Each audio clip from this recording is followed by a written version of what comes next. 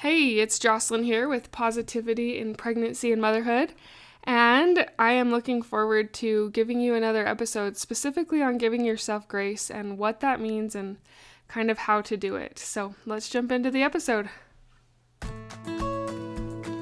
Hi, I'm Jocelyn, host of the Positive in Pregnancy and Motherhood podcast. I help pregnant women and mothers to find positivity in their season of life through changing their thoughts to work for them and not against them. I help mothers find the small, doable steps in thought and action without making drastic changes to their everyday mom life, and I can help you. Thanks for joining.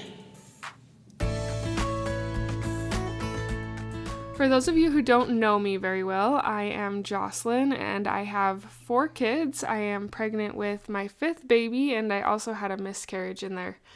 And pregnancy has been a difficult and very hard season for me.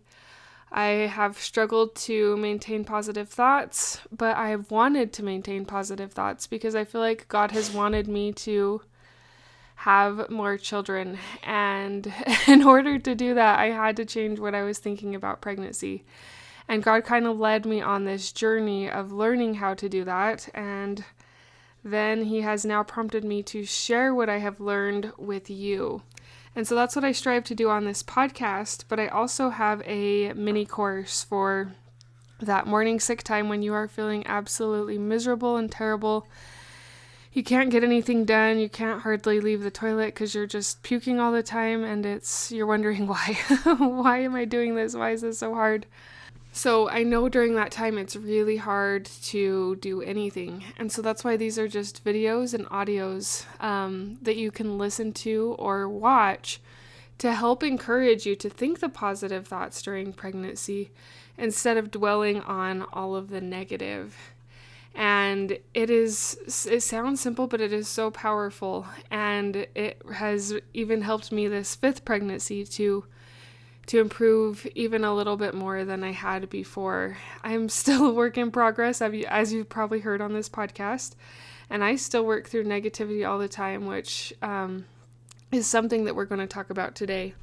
So that course is made for those who are sick and miserable, but if you're just struggling to find positivity, the videos aren't all about morning sickness. In fact, there's only a handful that are about morning sickness. The rest just encourage you to shift those negative thoughts in pregnancy, and they are pregnancy specific, to find more positive ones. So if that interests you, I encourage you to check that out. It's the top link in the show notes.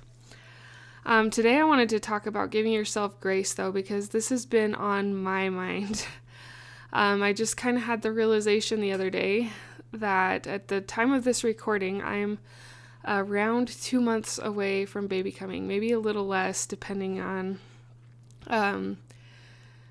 what due date. I actually have 2 due dates, which is weird, but anyway, it kind of got me thinking about all the things I want to do before baby comes, and I have quite the list. I have projects that I really would like to finish and get done before he comes. So I'm going to tell you some of those projects and how I've even this morning when I woke up, I had to use the restroom at 6 in the morning, and I was just going to go back to bed, but my mind started thinking about all the things I need to do to get ready for baby and all the projects I want to finish. One of them is a rocking chair. I bought a rocking chair a couple years back on Facebook Marketplace that I want to repaint. I want to change the pad. It's got a little pad on it, and I want to remake it and sew a different cover on it. Our picnic quilt, we used to have a jean picnic quilt that I would take to the park or to soccer games. And it got moldy in my car over the winter, and it's just gross. And I couldn't even wash it out. So I've been starting cutting stuff to make the picnic quilt, but I would like to have that finished before baby comes. I would like to get freezer meals done and a bunch of meals in the freezer so that after I have baby, I don't have to spend a lot of time on my feet preparing meals. I have a desk in one of the rooms that is very heavy that I cannot lift, and my husband can't lift by himself, but I kind of would like it moved so I can have room to put the crib there. And this is another thing that's kind of in the back of my mind. And also, I don't have my baby boy clothes yet. My husband's cousin said that they would give us their baby clothes because they're done with boys. And anyway, I don't have those yet. And so I need to get those gathered. And I just have all of these things that I would like to do and that I would like to get done. And I imagine you're probably thinking about all the things that you have that you would like to do and get done. Maybe you're in that sick phase and you just can't get things done and they're getting neglected, and so it feels like your list is building. It can feel very heavy to feel like you can't get these things done, that you cannot do them. But I want to talk to you about giving yourself grace and what that means. That means being okay that things are getting neglected or they're not getting all the way done, and being okay with it. This is an intentional thought process. That means most times you are going to have to think through this to be okay with it. Otherwise, you're going to live in guilt, and living in guilt keeps you stuck in negativity, which is the opposite of what we are striving for here on this podcast. We are trying to find positivity during pregnancy, and we don't want to stay stuck in that guilt. And so I had to walk myself through this process this morning when I was awake at 6 o'clock and wanting to go back to bed. I had to tell myself, you know what?